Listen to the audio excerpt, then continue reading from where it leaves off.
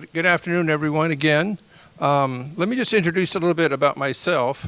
The International Conference on the Unity of the Sciences, ICUS, was started in 1972.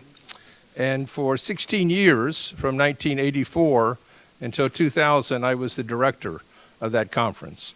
I have a background in environmental engineering, also religious studies, so uniquely qualified is the person who chose me for the position said. But in that period from 1972 to 2000, there were a total of 22 conferences on the themes of the unity of knowledge and science and values. And we're going to take a look back to those two themes. What ICUS is doing now, actually right down the hall, is more on environmental issues. But the organizers feel that the unity of knowledge topic and the science and values topic is important enough that it should be looked at going toward the future. And one might ask, I remember at the beginning, I was around in 1972, really is science really interested in unity of knowledge? And we've got our own sort of focus, and we don't really want to broaden that focus. At least that was the thought of some people. At least that's what I heard. And science and values, well, science is one thing. Values, that's religion. Religion deals with values. That was another comment we sometimes heard. But Reverend Myung persevered. First conference started out with 22, and I think 1981 it reached its peak with over 800. So that begs the question: what is the result of that? What is all of these conferences, all of this investment? Is there any way to really measure what it's accomplished? And even though I have no proof of this, I do know that if you apply for a grant in the United States today, it's got to be multidisciplinary. That's one of the boxes you have to check. And they've got to know how it's going to impact society. That's another box you have to check. So I can't prove that the ICUS conferences from the 70s, 80s, and 90s impacted society directly, but I can at least say we were on the cutting edge, and that has something to say for it. So let me introduce our first speaker. That's Dr. Andrew Wilson. He's a professor of Unification Theological Seminary, where he teaches courses on the Old Testament, Unification Theology, and world religions. He edited the World Scripture and Teachings of Myung and the World Scripture and Anthology of Sacred Texts, widely used in the interfaith field today.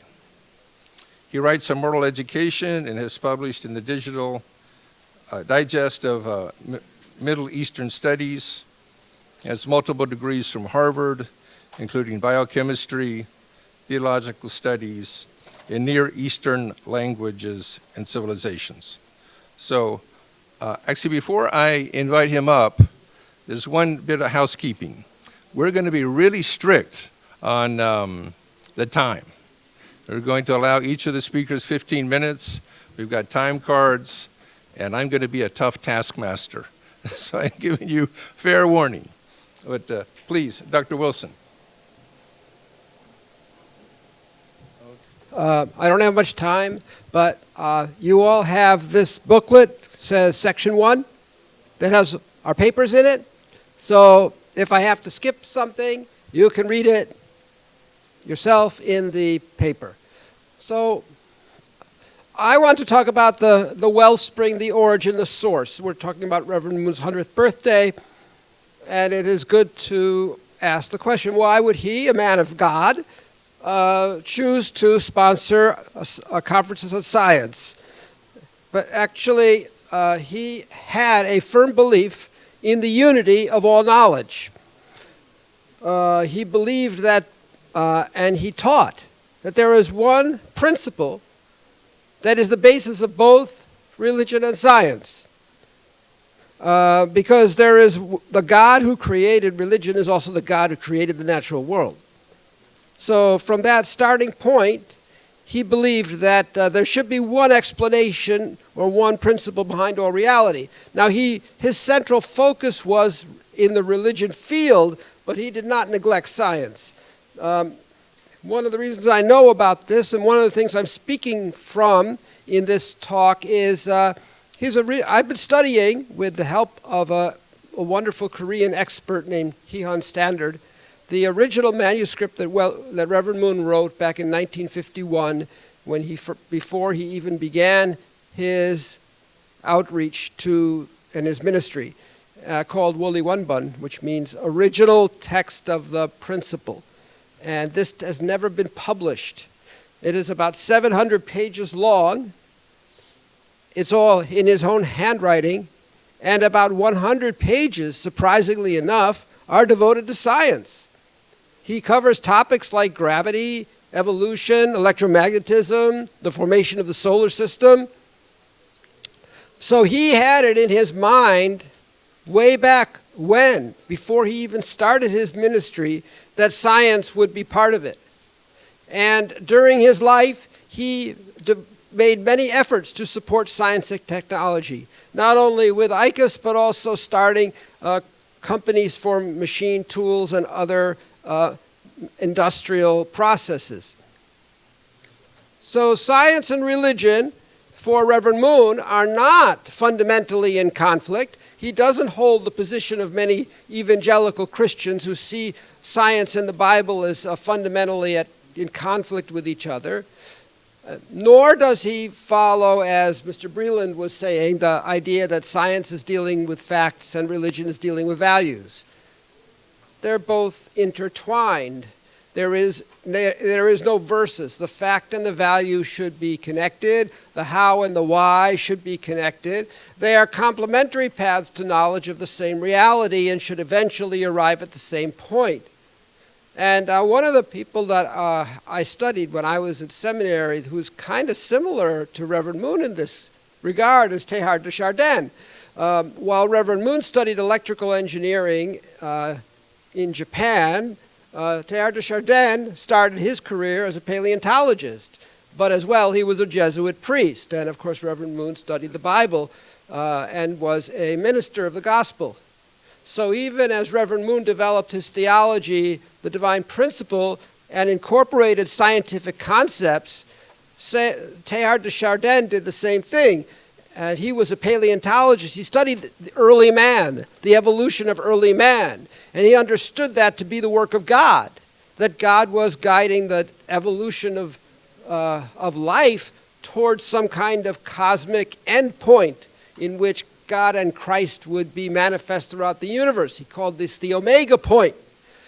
During his lifetime, he was condemned by the Catholic Church, but recent popes, including Pope Benedict and Pope Francis, have praised his work. So it's always like that. A prophet is never appreciated while he's alive, but after he's dead, people say, oh, he must have been on to something. So I see a lot of similarities.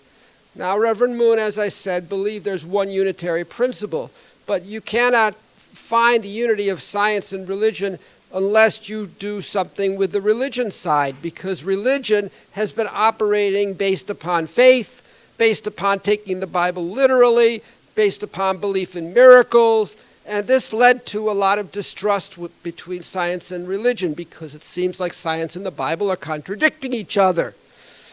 But Reverend Myung believed that if he could help religion to understand the fundamental principle by which God works, the principle that is behind everything in the Bible, then the truth of science and the truth of religion would become much more compatible with each other. And he wrote, for example, the world that religion describes appears to be another dimension, a faraway world that has nothing to do with reality. This is a quote from Woli Wonbun.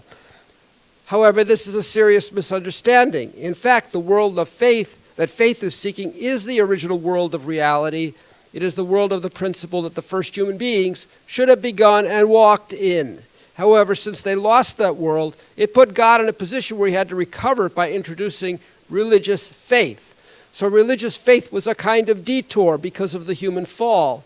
But originally, had there not been a fall, we would be scientific man. Man would have been Homo scientius from Adam and Eve's time. So science and religion are both to fulfill the principle. The highest religion and the highest principles of science should cohere with each other. Religion is coming down from above because it knows God, and it should connect to the physical world. It shouldn't just remain in the world of faith. And science, coming from below, that is investigating the physical world, is seeking to understand its cause. So 19th century science was materialistic. Einstein's theory of special relativity led to the notion of energy as being more fundamental. And today, scientists are looking at information theory to try to understand the source of reality. So these are, it is a science is climbing up towards something invisible and immaterial that is at the cause or root of what is material. Religious people have known that as God. So there's a link there that needs to be joined. And these two paths are destined to meet, according to Reverend Moon. My thanks to Mr. Breland for supplying all these beautiful pictures of past ICUSs, so that are interspersed throughout these slides. Religion must descend to science. Science is climbing up. The hope of humankind is they will unite with each other. So Reverend Moon had a vision that one day in the future, the humankind will live in an advanced scientific civilization in unity with God. That is, the world of modern science even would help people to testify to God and unite with him. So it's not only for religious people to teach people about the source of the universe, but science as well. And in its material aspect, science should help to build God's kingdom on earth, because God's purpose for creating humankind is not some faraway world in the sky, but to live in happiness and peace in this world. And science is part of God's gift to us to be able to do that. Now, another problem that Reverend Moon encountered in his life was the problem of dialectical materialism. He was a prisoner in a communist North Korean labor camp for 2 years and 8 months, where he was exposed to weekly indoctrination sessions about communism.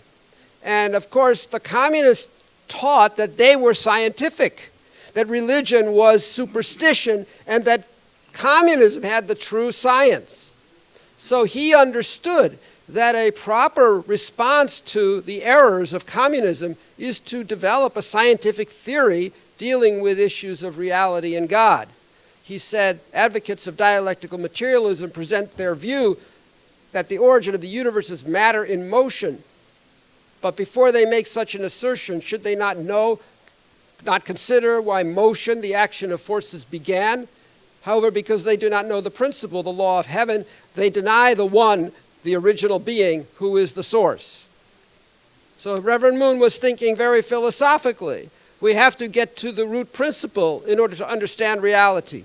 And dialectical materialism is a false expression of that. So what are some of Reverend Moon's teachings in relation to science that are in the Woolly One Bun? First of all, the principle of object partners. Entities are positioned in the universe to be in relationship with one another.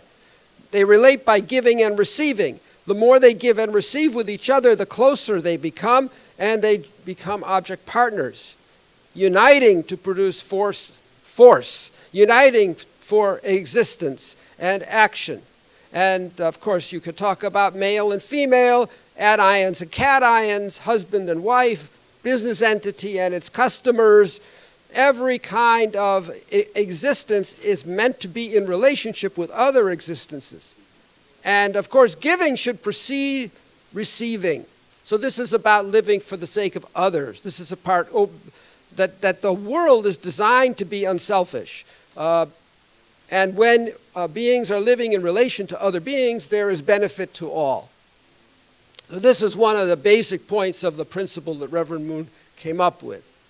The relationship between, how does God relate to the universe? He was an electrical engineer in training. He talked about induction and resonance. You could say that God is a being composed of plus and minus, or dual characteristics, and as those dual characteristics interact with the material world, they create a corresponding signal that can form material into plus and minus in the same way. The more closely the material world of plus and minus resembles God's plus and minus, the stronger the interaction is, the more resonance there is. So this is talking about love, actually, but we can use electrical engineering metaphors to describe it. Human love excites God's love. God's love induces human love. They create a positive feedback circuit. This would have happened if the fall hadn't messed up human love. So we need to deal with human love and bring it back into alignment so that the frequency is right, and that's what religion was all about. So another thing that Reverend Moon talked about was universal prime forces. And those universal prime forces are active everywhere in the universe at different levels, and they always involve giving and receiving, always in balance. So on the level of astronomy, you have gravity and centrifugal force. At the level of electromagnetism, you have plus and minus in circuits. In life, you have inhaling and exhaling, blood circulating through arteries and veins, and so on. And in the spiritual life, we have the force of the conscience relating to the actions of the body. So this principle operates in every level. And science can investigate this principle, and religion and ethics should practice this principle. And God even operates by this principle. So within God, there are forces that are generated by giving and receiving.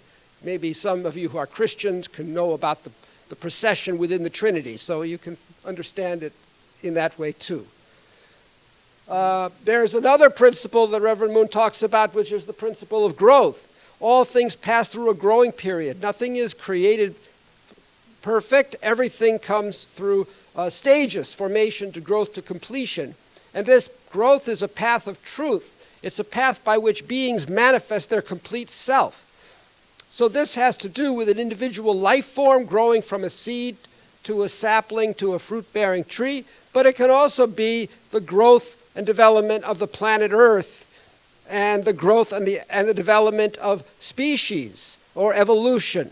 Not evolution in one generation, but evolution over hundreds or a million generations, or growth of the cosmos as a whole. Everything is passing through a growing period, but note that that growing period has a purpose. It has an end. It has a goal. It is not mindless. It is not random. It has a goal that was already implicit in the seed. That's the principle of growth. So, skipping these paths, these slides that are quotes. So Darwin described a process of growth that lower animals evolved into higher animals, and Reverend Moon affirmed that that's true. But the difference is that Reverend Moon would say there's an end point. And that end point is human beings who are united with God and who establish an ideal world. So the unfolding process that started with the Big Bang ends with human beings who can fully become conscious of God and manifest God. This is exactly similar to Teilhard de Chardin's concept of the omega point.